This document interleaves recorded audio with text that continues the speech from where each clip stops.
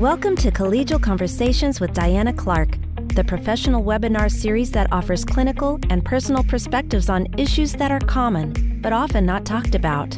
Here is today's Collegial Conversation.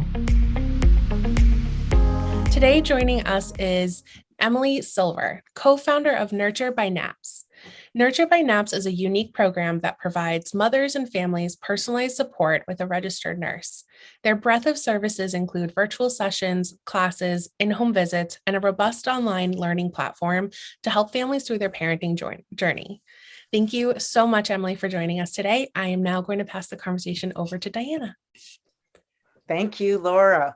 I am really interested, Emily, to hear what you do, because I do recall bringing home my own child, thinking it was sheer negligence that anybody would send a baby with me. And I can imagine that I'm not alone there. So talk to me a little bit about what started you in this field and what you do. I'm laughing at your comment of sheer negligence because I do vividly recall when I walked to the elevators at the hospital with my first baby in the car seat, my husband looked at me and said, "So they're just letting us walk out right now? They're letting us leave with the baby right now?" And I said, "Yes, they are. She is in fact ours." Yes. So my name is Emily Silver. So I'm actually a family nurse practitioner, a board certified lactation consultant, and I'm one of the founders of NAPS and Nurture by NAPS, which is our online membership that I can share with you about. But my background is I was a former labor and delivery nurse for a very long time.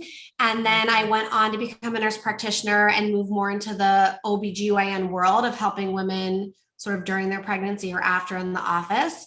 Also, while sort of also working for NAPS too. I wore a lot of hats, but Wow. to date, I do only work here at NAPS. This is what I do full time.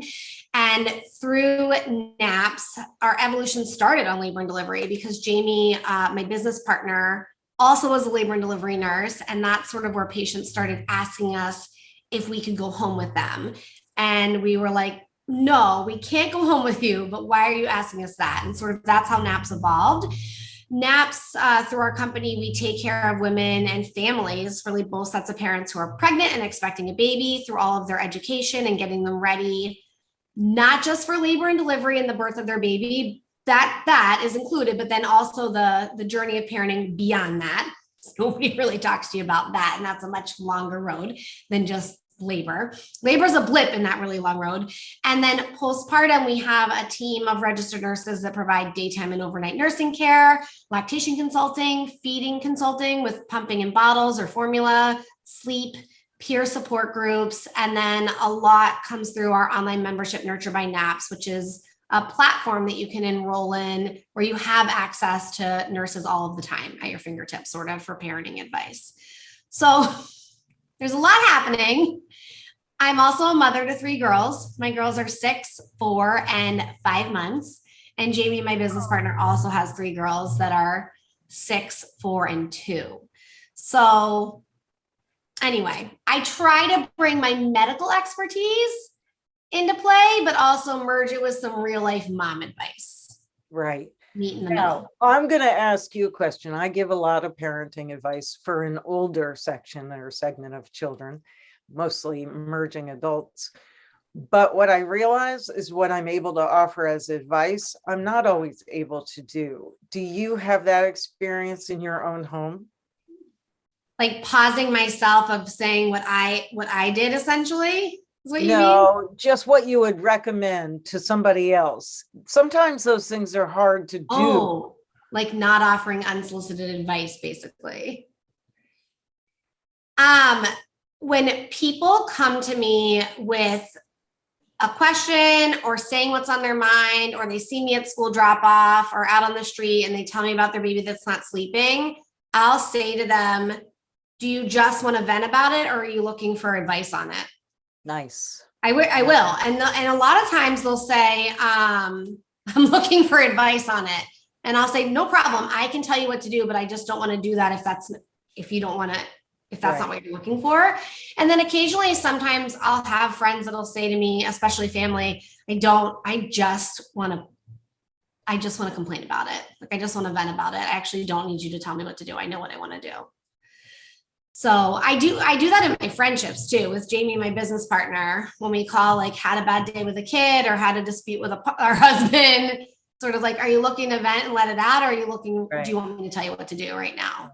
Right. Because I do think one of the hardest challenges, which is why we sort of started our company in terms of giving advice to parents, is that you receive a lot of outside opinions. It starts when you're pregnant. Like, and anybody listening who's pregnant, you could just be at the grocery store and someone sees that you're pregnant and gives a comment or a piece of advice. It's usually unsolicited. I didn't even ask. I'm just picking out oranges right now. Or you're out with your stroller and you're walking around with the baby, you go into a coffee shop, somebody says something to you. So you do get a lot of unsolicited advice. And part of what we do at NAPS is sort of saying, like, who do you actually want to listen to and who do you want to accept that advice from? And who are you just like in one ear and out the other with? Do you encourage new parents to actually say, thanks, I'm just venting? Or is that something? I'm just wondering what. Well, sometimes people will do that and we'll tell them, like, feel free to say that. Most people their reply to me will be like, I would feel uncomfortable saying that. So, and that's okay. We can't stop other people from saying those things. And even when you say, like, I'm all set, I didn't ask for your opinion, that still might not stop them. And they've also still already given you the information. It's what you choose to do with it. So my focus on the mom is more, or the parent, we're smiling and nodding. It's what they do when they walk away from that piece of advice or that conversation, what they choose to waste their time on, but like actually like go down the rabbit hole of what that person said to you. So sort of like acknowledging out loud, that person made a comment to me that I'm formula feeding and not breastfeeding. Who is that person in your life? Does it actually matter what they said to you? Because usually the answer is no. And then you can acknowledge that what they said rubbed you wrong or bugged you, but you're actually not going to spend more time thinking about it. It's sort of like catching yourself there. So I do have people make a list of who their people are. Really? I do. Yeah. So who's often on the list? Who's on the list? I can give you my list. Yeah, the list is sort of, we do this in our prenatal classes. We have parents make their list too. But who are the people that you turn to in your life for sound advice from, or that you will accept, you will accept comments on, or, quick something about your kid. Are you willing to process that information and do you value what they have to say? My list, so my husband and I have a list. It can start with like your providers, right? So maybe your pediatrician's on the list, a lactation consultant. If you're a new parent and you're breastfeeding or pumping or bottle feeding, having somebody that knows about feeding on there. I love to have on there my sister, because my sister is like a really close family member. She's also a mom. We're very close. I value her opinion. I always tease. I love my mom. My mom is very involved in my life and the life of my kids, but she's not on my list because she's somebody that like actually might make me spiral a little bit, or it's too much outside noise. So I have a friend on there that's another couple, but I always tell parents, like, find another couple, another set of parents that you love. And you're like, ooh, I like the kind of parents they are. Like, I like their style. I like the way they talk to their kids. I like the way they do things. Like, put somebody like that on your list. So it could be family or friends. And then for me, my other person on my list would be Jamie, my business partner. She's also my best friend, like somebody who I'll take advice from. So we at NAPS hope to be on people's list. Right. Right. We hope that by the end of a class or the end of a consult, they've not only learned something really great from us, but trust us and appreciate our advice. And we hope to make their list as a provider. So what kinds of issues do you deal with new moms? How much time is this podcast going to be? Right. Well, we've got time. Diana, how much time do you have today? So it depends on the day, probably how I would answer that question. I think largely the biggest issues that we face as a company and as a team of nurses are surrounding feeding and sleeping. But if I had to get more specific into the day and age that we're living in, especially the last years of living in a pandemic, the bigger issues outside of feeding and sleeping that are all like one theme and connected are people's mental health and well-being. Parents are really struggling this year and the year prior. So to be pregnant in a pandemic, and I was pregnant in a pandemic, you have limited appointments, you have limited contact with providers. I was fortunate that it was my third baby and I do this for a living. Right. So I knew what to expect and I knew it was okay to not have an ultrasound or to skip an appointment or talk to someone on the phone instead of seeing them in person. But that's like very unsettling for other people, especially new pregnant parents. So being pregnant and super isolated, not being able to even go out and see people or go to your office and see people when you were pregnant, maybe not able to have your partner come into appointments. Then you bring this baby home and it's very focused on pediatrician appointments in general in our culture. It's sort of focused on baby once they're here and not already at baseline, not a lot for mom. You throw like a pandemic on top of it and women are afraid to run to Target with their baby because we're living in a pandemic. So they're just like they're not able to meet up with friends. They're not able to go to a support group in person. So they're just not leaving their house. And so we're seeing a lot of people who are really in, this is a bit of a mental health crisis. They're really anxious. They're really depressed and they're very lonely. Yeah. I can see that. See that. Is it common for marriages or for partnerships for the parents actually to encounter discord during those early months of baby? Yeah, for sure. So people don't talk about that. Yeah. That's one of my favorite topics. Talk about that. Yeah. There's actually a book that we use in our curriculum. It's called How to Not Hate Your Husband After Having Kids. It's a funny title. It's a play. It's a jokey title. Like if your husband saw it on your nightstand, he'd be like, "I'm so sorry. Is there something wrong in our marriage?"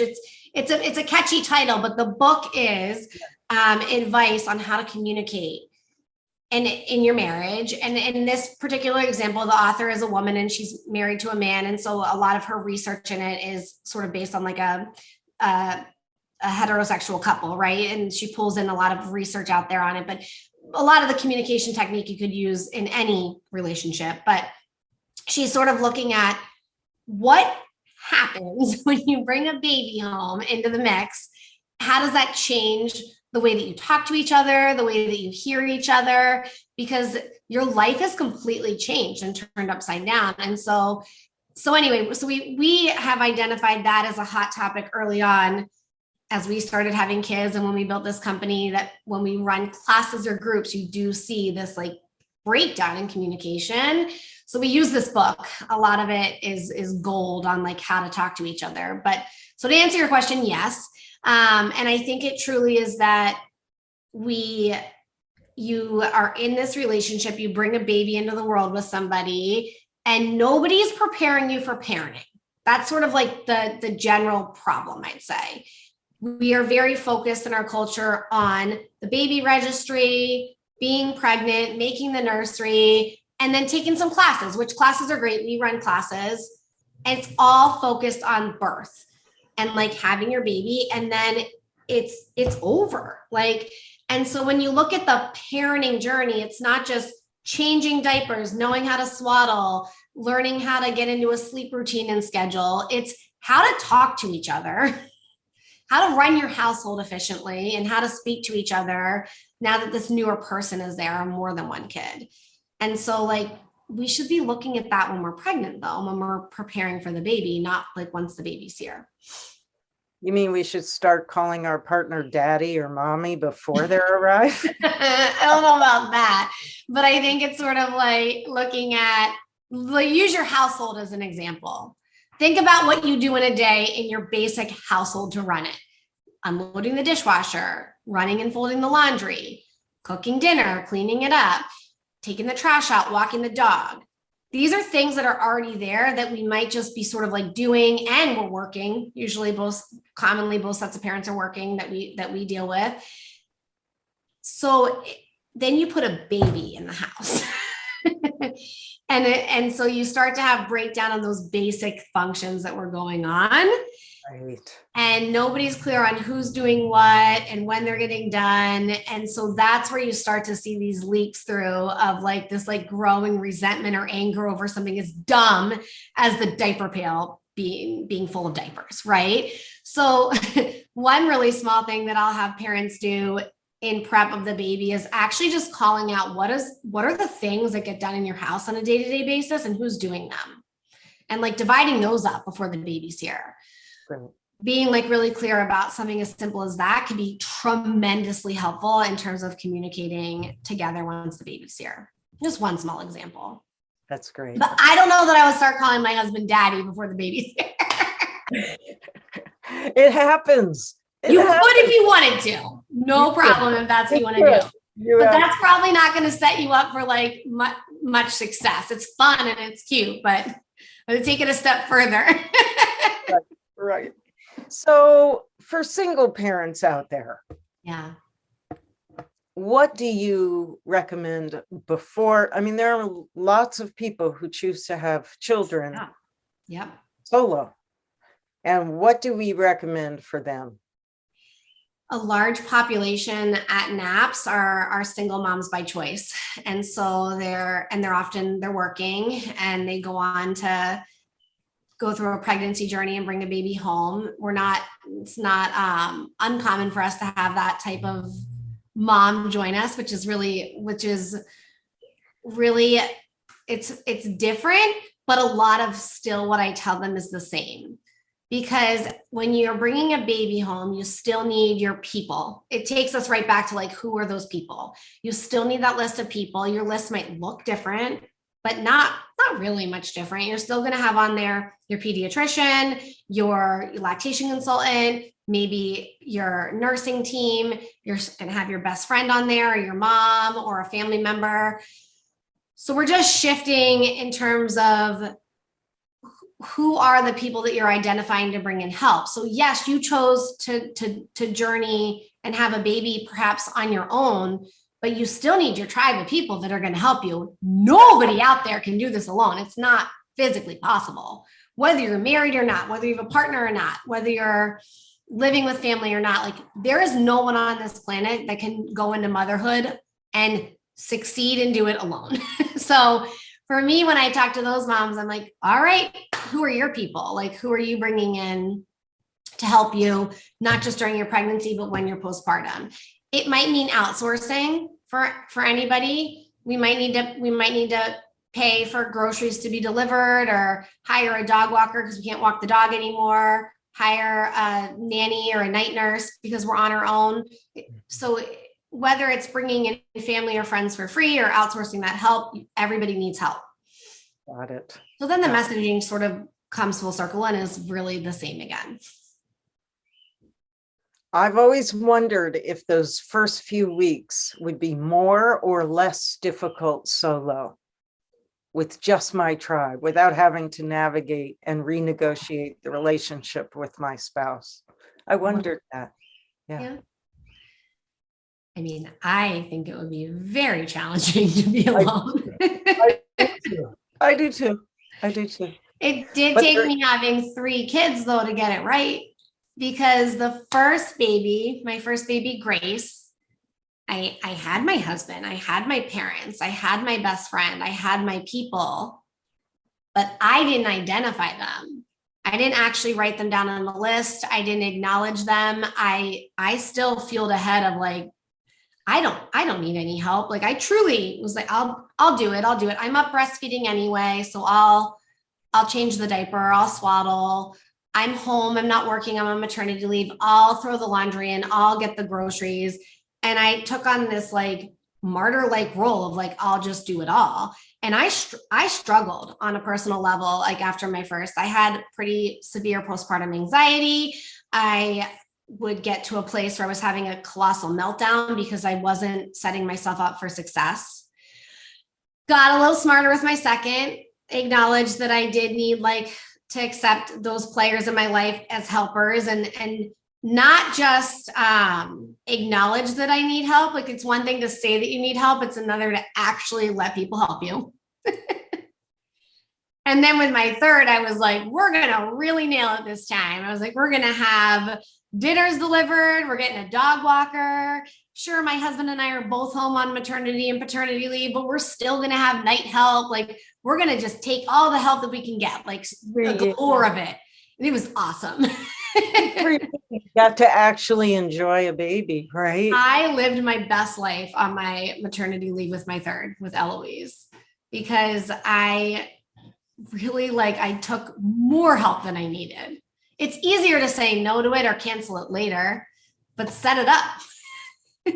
Great advice. We all need help. We all need help. Totally. So is there anything else you would like our audience to know about becoming a new parent before we sign off today? I feel like it's sort of the messaging that I started to give today, which I don't even know if that's what I meant to do, but here it came, which is that, if you are pregnant and expecting a baby, I challenge you to look beyond that, to look ahead of not only what type of parent that you want to be, but who are your people? Who can we write down on a list now when you're pregnant? What things can you do now while you're pregnant to set yourself up for success once baby is here, rather than waiting to be in that place and sort of come from a place of desperation rather than anticipation, right? Complete ignorance, right? Yes. Yep. And then I challenge you, it probably sounds really easy to listen to someone like me saying, ask for help, go out and get it. It's accept help, right? I think a lot of moms that I work with see asking for help and accepting it as a sign of weakness. And I actually see it as a sign of strength. And so that's also things that you need to start doing while you're pregnant as well, or it'll be harder to do it when the baby's here. It's harder to, wake up one day and say, I'm going to eat healthy all day today, right? So start incorporating it slowly and smallly into your life now makes it feel easier and more seamless once you're actually doing it with the baby. So practice asking. Totally. Practice and receiving. Absolutely. Yeah. Once a day, ask somebody to help you in some small way. Yeah. Difficult. It's really easy. My favorite thing is to ask my husband to pick up dinner on his way home from work.